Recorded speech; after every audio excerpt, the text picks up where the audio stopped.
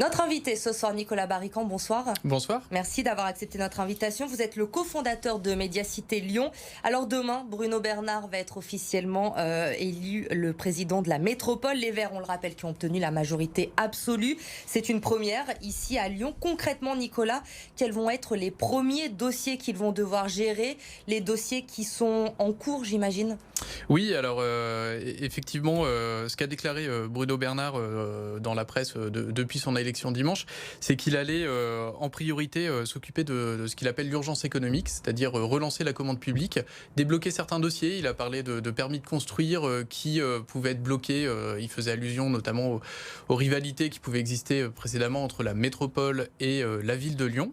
Et puis il a annoncé aussi la mise en place très rapidement de nouvelles lignes de bus, notamment pour desservir les quartiers populaires, une dizaine de lignes de bus. Donc voilà deux mesures prioritaires à ses yeux.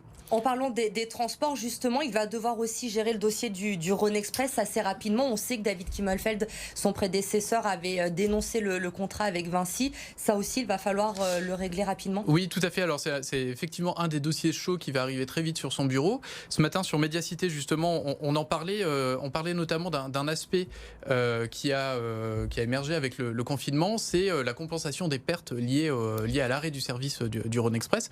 Vos téléspectateurs doivent le savoir, la métropole a résilié ce fameux contrat qui était au désavantage de la collectivité, mais la résiliation prendra effet au mois de novembre et il va y avoir une négociation qui va s'engager pour évaluer en fait le manque à gagner sur la période du confinement.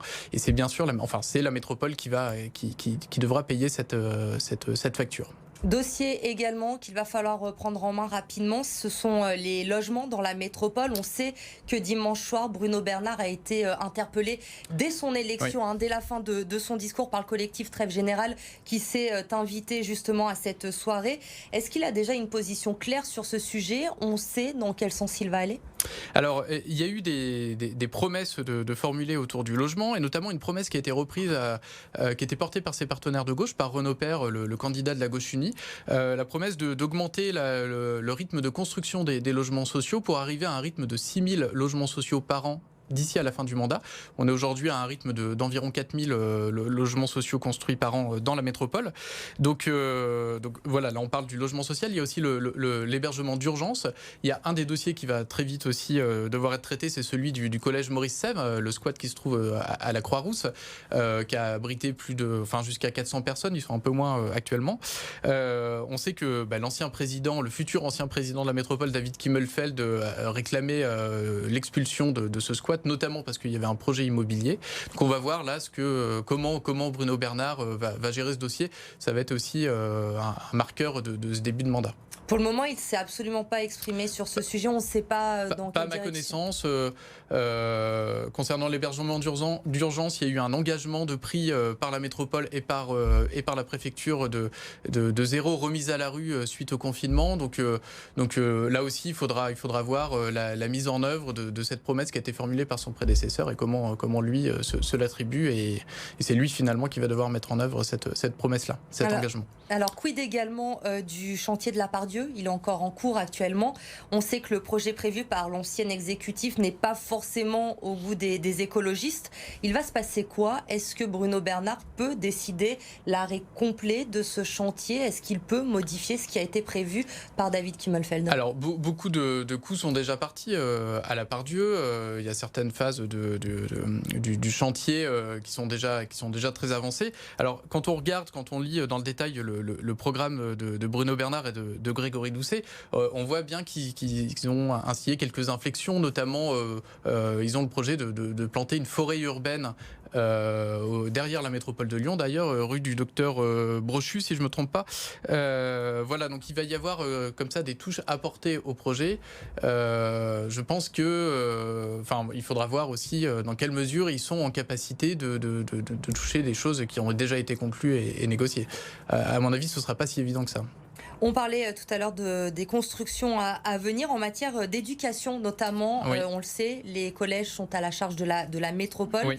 On sait qu'il y a un manque cruel de collèges au nombre de vue des élèves dans la métropole. Il va falloir construire ? Oui, alors l'engagement de Bruno Bernard, c'est de construire 5 nouveaux collèges sur la durée du mandat. Aujourd'hui, il y a environ 2000 collégiens qui sont scolarisés dans des préfabriqués. Alors c'est un héritage du département parce qu'en fait la métropole de Lyon a récupéré cette compétence collège en 2015 au moment de la fusion avec le département, et un retard avait été pris et donc la métropole doit rattraper ce retard. Donc effectivement il y aura un gros effort d'investissement de la part de la métropole à faire au cours de ce mandat. Alors on l'a compris Nicolas, énormément de dossiers bien sûr à gérer pour Bruno Bernard. Justement, on le disait, les écologistes sont au pouvoir pour la première fois à Lyon et dans la métropole. Comment vont-ils gouverner ? Ils ont la majorité absolue. Ça veut dire quoi ? Qu'ils ont les mains libres pour les 6 années à venir, qu'ils vont pouvoir faire ce qu'ils veulent ? Oui, alors c'est à la fois une situation très confortable pour eux. Bruno Bernard a la majorité absolue, 84 sièges sur 150. Donc d'un côté, en fait, ça met fin à une période, si vous voulez, à la métropole de Lyon où il fallait toujours négocier entre maires, s'arranger sur chaque dossier pour constituer des majorités, etc. Et tout ça se passait un petit peu à l'écart du regard des citoyens. Donc là, on ouvre une nouvelle ère, en fait, beaucoup plus politique, parce que la métropole de Lyon devient une collectivité à part entière, comme le conseil de la ville de Lyon. Donc je disais, ça va être confortable pour les Verts, mais c'est aussi, ça peut comporter aussi un risque, le risque de l'hégémonie. Donc il faudra voir dès le conseil métropolitain de demain comment se comporte la nouvelle majorité avec les groupes d'opposition, avec les opposants. Est-ce que par exemple Bruno Bernard va ouvrir la commission permanente, qui est une instance très importante dans le fonctionnement de la collectivité? Est-ce qu'il va l'ouvrir à ses opposants?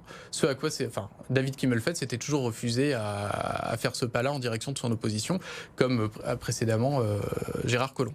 Est-ce qu'on peut imaginer que certains, qu'ils donnent par exemple les vice-présidents à des non-écolos justement ? Alors, bonne question.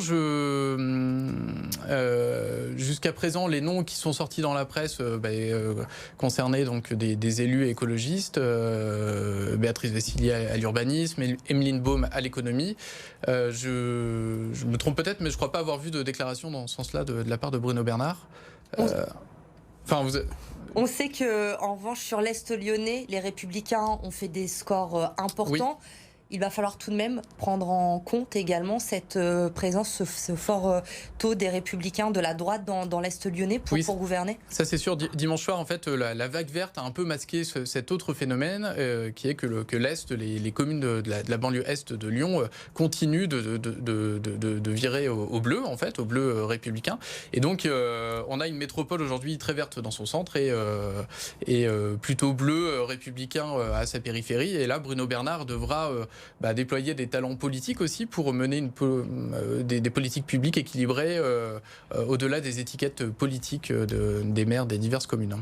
Un mot également pour terminer sur Gérard Collomb. Bien sûr, c'est lui, on le sait, qui a dessiné cette métropole avec notamment cette forme prime majoritaire. Finalement, aujourd'hui, tout cela, ça se retourne clairement contre lui. Oui, tout à fait. Les candidats qui étaient présents sur les listes Collomb au premier tour, finalement, il en reste une douzaine à peu près, 12 élus de Gérard Collomb qui seront présents. Donc, le système qu'il a construit lui-même en tant que sénateur. C'est lui qui a porté cette loi pour la constitution de la métropole de Lyon et puis pour le scrutin qui va avec ses 14 circonscriptions, avec cette prime majoritaire qui avantage énormément le gagnant.